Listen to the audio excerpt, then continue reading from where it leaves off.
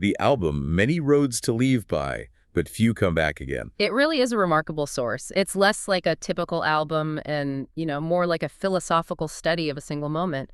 And for you, our mission today is pretty focused. We're going to deconstruct the blueprint of this album's emotional core. In that blueprint, it's defined by one central, really powerful metaphor, a liminal space. That's it. The sources actually call it the liminal station. So we're stripping away all the music, the instrumentation. We're just diving straight into the state of mind this whole thing explores. Right. What does it actually mean to be paused? To be completely suspended between choices, or maybe even between lives themselves. It's like taking an inventory of your whole existence right when the clock has stopped. And the beauty of this material is how explicit it is right from the start. It doesn't really leave room for guesswork. We're immediately focused on this mandatory pause, this profound moment where all external movement just stops. So that the internal reflection can begin. Exactly, so it can become absolute. Okay, so let's unpack this central image, because it really is the gateway to the whole concept. Right. The sources give us this lone figure seated under a cold street lamp. At an empty bus stop. And the description just hammers home this idea of total stillness, head bowed, completely motionless. The silence is almost, you can feel it. Yeah, and that stillness, it's not just for dramatic effect. It is the defining physical characteristic of the station itself. The sources describe the atmosphere as feeling both endless and fleeting. Oh, that's interesting. So time is already starting to warp. Completely. I mean, think about it. If you're just waiting for a bus in the real world, you're aware of the clock ticking, right? But here, that urgency is gone. It's replaced by this strange suspended reality. Moments stretch out, but they also feel like they could just vanish. And the setting itself, the physical world, seems to be breaking down. The material says the world around the figure dissolves into darkness, grain, and static, falling like the dust of forgotten memories. And that detail is so important. That's where it stops being just a street corner. Exactly. That's the pivot. That dissolution moves us from geography into psychology. Yeah. When the physical world fades to static, the only stage left is the internal one. Memory, thought. Self-scrutiny. Right. It confirms we're dealing with a classic liminal space. In anthropology, a liminal space is a threshold. You're no longer where you were, but you haven't yet arrived where you're going. It's the waiting room of existence. That's a perfect way to put it. And if we were just walking by, we'd see a person waiting for a bus. But the sources, they're so clear about the deeper meaning here. They call it a holding place, a liminal space between life and death. Yeah, between movement and surrender. That phrase just reframes everything about that stillness. It defines the stakes. This liminal station is the borderland. It's where your consciousness gets pulled off the normal track. Yeah. The whole album seems built to explore that one moment of suspension. Which brings up the big question then. If it's a holding place, what's the purpose of the pause? Why does the soul stop here in this motionless state? Why not just cross over? Well, the sources describe the soul's work here as mandatory. It's something you have to do. It's where the soul pauses before crossing over.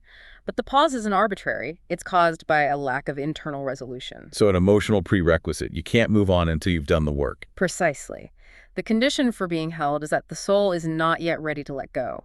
And we often think letting go means accepting death. But here, it seems to be about something more specific. Accepting the life you just lived. Exactly, with all its flaws and mistakes and the stories you never finished. The pause is the final, non-negotiable step in processing that acceptance. It's the soul's mandatory homework. And that idea of mandatory homework, of needing to understand, that's what's so fascinating. The figure is still reflecting, still needing to understand what it all meant. That basic human need for meaning. It seems like it's the currency you need to pay for passage. If you think about it psychologically, our deepest need isn't just survival, it's comprehension. It's making sense of things. So you're forced into this ultimate inventory, trying to compile a final, accurate report on your life.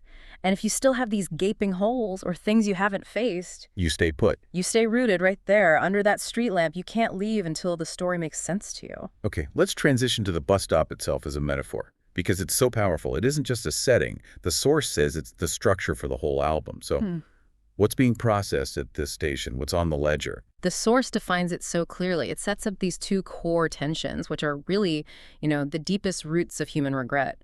The first is the comparison between the choices we made and the ones we didn't. So this isn't just reminiscing, this is scrutinizing. Yeah. You're looking at the path you actually took versus all those ghost paths you abandoned. Yes. And that puts this huge emotional weight, not just on what you did, but on what you didn't do. It's the ultimate what-if machine, just running in slow motion.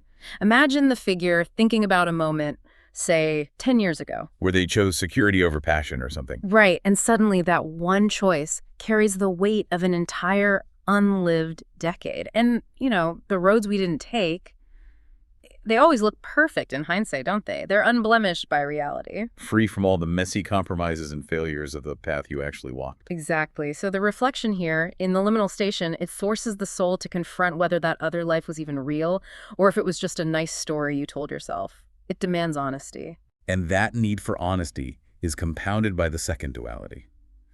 This one moves beyond just choices. It's the difference between the lives we lived and the lives we imagined. This one is maybe the most heartbreaking part of the whole thing. This isn't about wishing you'd taken a different job. This is about mourning the entire idealized version of yourself. The person you thought you were going to become. The person who never showed up. It's that huge gap between the expectations you had in your youth and the final delivered reality. The final edit on the manuscript of your life, where you see both the finished book and the perfect, impossible version you meant to write. That disparity must feel crushing. Which is probably why the sources are careful to define the emotional landscape here. It's not just conflict. It's these 4 specific states that coexist: memory, regret, beauty, and stillness. Yes, those are the elements that define the spiritual terrain of the bus stop. It's that inclusion of beauty alongside regret that's so key. It keeps it from just being an album about suffering. Why is beauty so important here? I think if it were only agony and failure, the soul would just give up. Pure exhaustion. The presence of beauty implies the inventory has to be complete. You have to remember the good things, too. The sunrises, the moments of real connection. The small wins. The small wins, the fleeting achievements. Beauty is the evidence that the life you lived, even though it was flawed, had moments of real worth. It provides a measure of grace. And stillness, then, is the container for all of it. It keeps the regret and the beauty and the memory from spilling over into just chaos. Exactly. Or maybe stillness is the condition that makes the deep work possible. Without that absolute external quiet, the soul would be too distracted by panic to do such a deep inventory. It mandates a focus so intense that nothing else exists. Okay, so if we pull back to the album's title, Many Roads to Leave By, But Few Come Back Again, it all clicks into place. This isn't just about an ending, it's about what happens before the end. It's the detailed story of that final self-assessment. And just when you think you have it all figured out, memory, finality, stillness, the sources throw in this huge complication, something that prevents it from being passive. And that thing is hope. The space contains a haunting hope that maybe, somehow, we get another chance. Haunting hope. That's a fantastic phrase. It injects so much tension into that stillness, doesn't it? This isn't just acceptance, it's this flicker, this irrational desire that maybe the inventory isn't really final, maybe you get a do-over. It totally changes the figures in action. They aren't just resign. They're rooted there by this tiny possibility of deferral. Hope is the very thing that makes the soul not yet ready to let go. It creates this constant internal argument against surrender. As long as there's a sliver of hope, the reflection continues. The figure stays put. And that one image, the motionless figure under the cold light, it just encapsulates all of it. It's the perfect visual for that intersection of missed chances, final reflections, and that lingering irrational hope. The bus stop signals expected movement. And the figure's stillness signals movement deferred by choice, by internal conflict. It makes the bus stop less of a place and more of a mirror. A mirror, yes. Everything the figure needs to see is reflected right there in the emptiness and the cold light. So, for you listening to this, let's try to synthesize the key takeaway.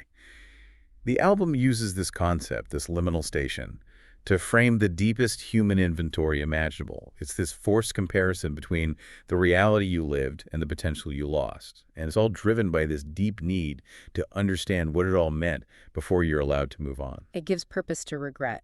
It transforms it from just a painful memory into a tool for final comprehension. A really powerful framework. And as you think about this concept, this bus stop defined by that intersection of regret and haunting hope, we want to leave you with a final provocative thought.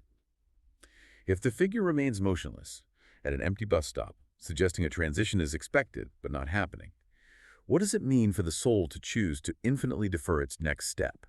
Does the persistence of that haunting hope lead to eternal waiting? Or is the refusal to accept the finality of it all the ultimate act of control? We'll leave you with that image to ponder.